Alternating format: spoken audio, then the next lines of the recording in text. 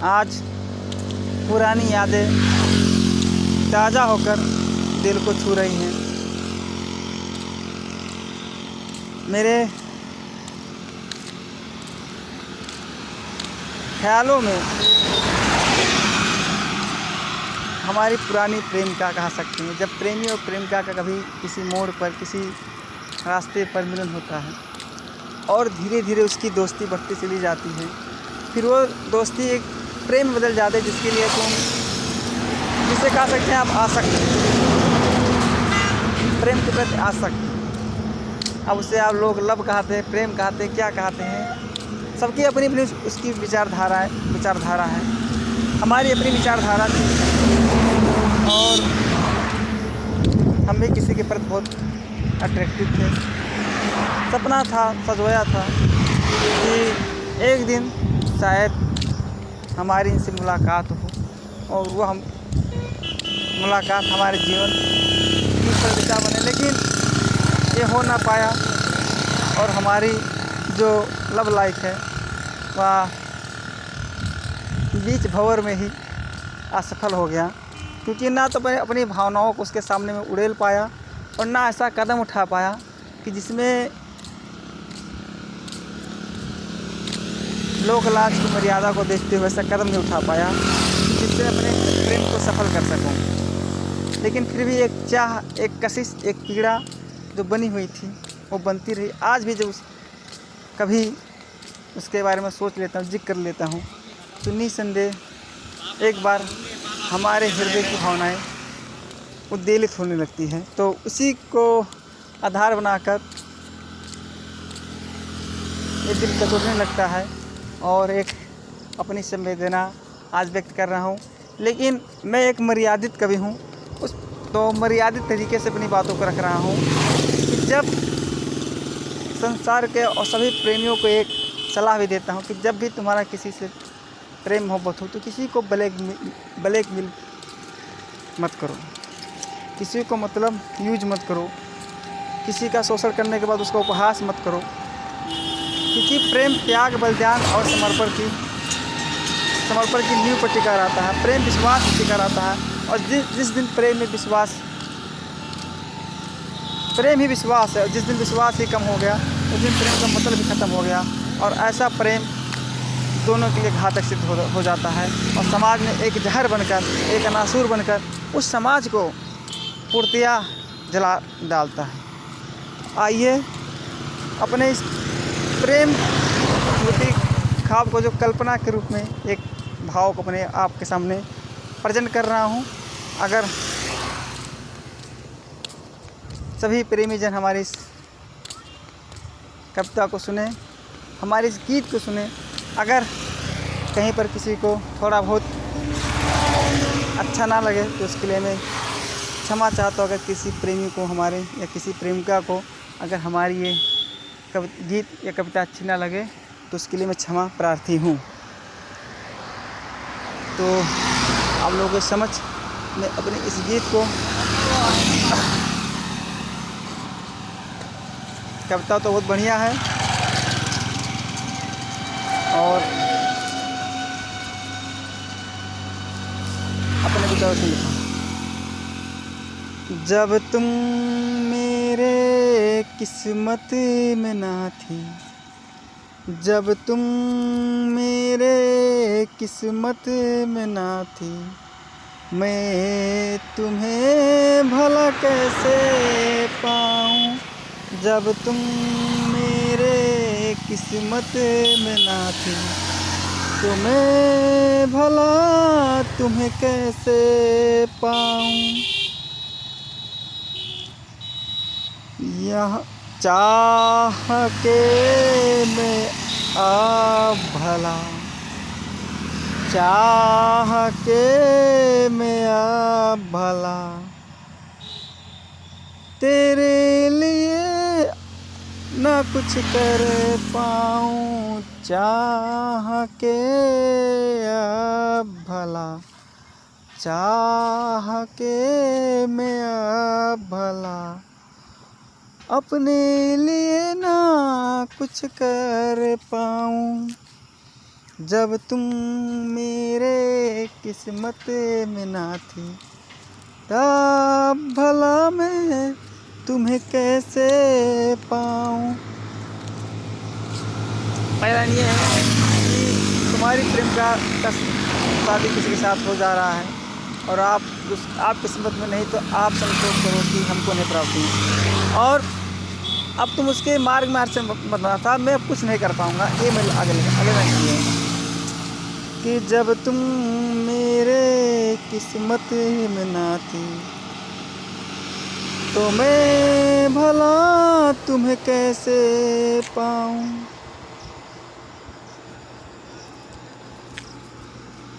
चारों तरफ है अंधेरा है, अब तो जीवन की राह में। चारों तरफ अंधेरा है, अब तो जीवन की राह में।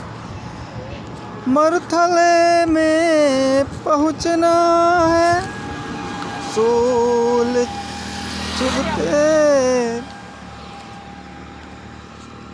डगरों से।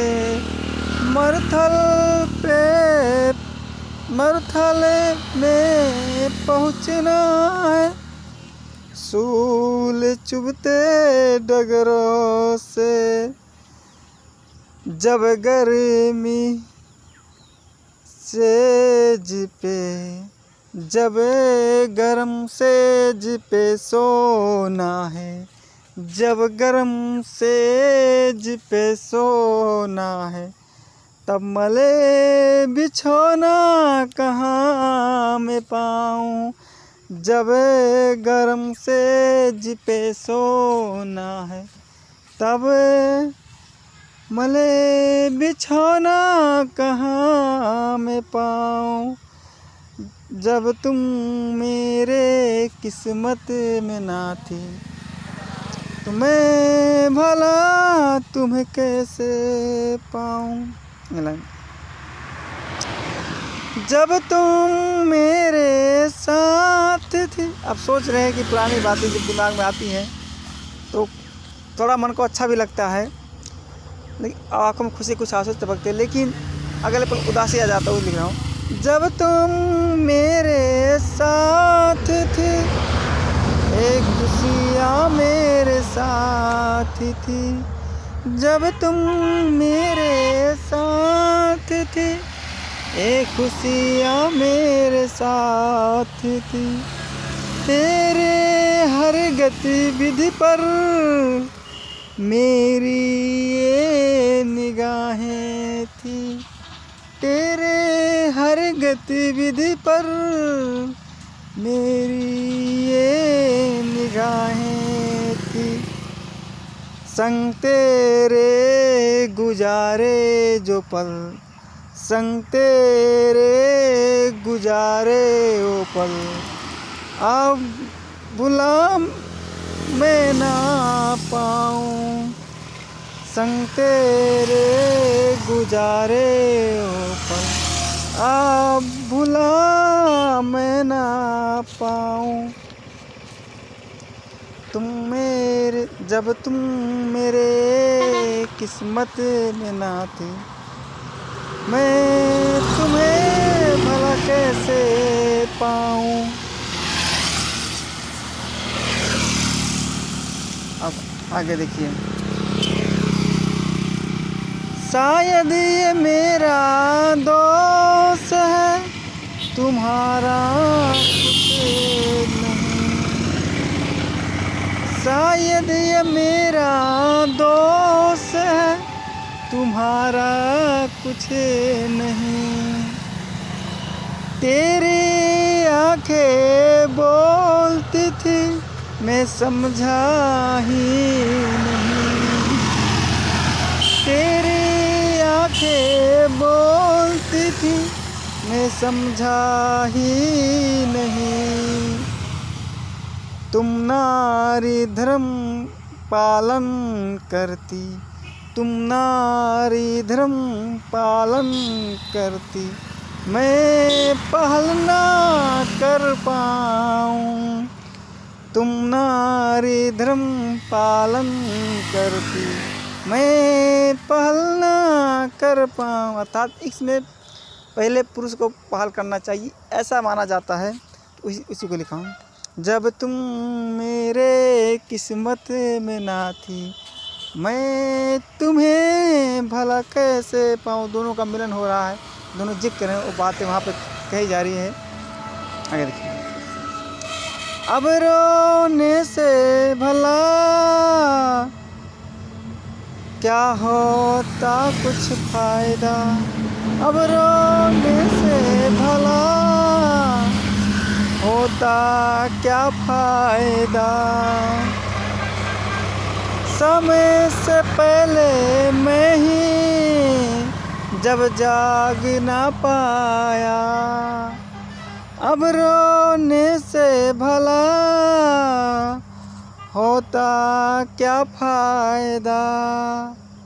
समय से पहले मैं ही जब जाग ना पाया, तेरे उजड़े हुए तेरे चमन में भला, तेरे सजते हुए चमन में, तेरे सजते हुए चमन में भला आग कैसे लगाऊं। तेरे सजते हुए चमन में भला आग कैसे लगाऊं। जब तुम मेरे किस्मत में ना थी, मैं भला तुम्हें कैसे पाऊँ। यहाँ जो लिखा हूँ, तेरे सजते हुए चमन में भला आग कैसे। अर्थात जब किसी की शादी तय हो जाती है या किसी शादी होने लगती है, तो उस दिन भी बहुत सारे प्रेमी तमाम तस्वीरें, तमाम चीज़ें दिखते हैं। यहाँ पे उस अपने प्रेम को लेकर 9-11 हो जाते हैं। ऐसे सिचुएशन पे गलत है, क्योंकि इसमें पूरा समाज प्रतिशत धूमिल हो जाता है। अगर एक कदम उठाना तो आप तुरंत उठाओ, ऐसे समय पर उठाओ कि पूरा समाज एक अलग हो गया। कहने मतलब अगर ये कविता आपको कैसी लगती है, सभी प्रेमी जन जरूर इस कविता को सुनें और अपने विचार को प्रेजेंट करें। आपके समझ प्रेजेंट कर पाया, क्योंकि अपनी जो विचारधारा थी वो रख दिया। जय श्री राम दोस्तों, जय हिंद।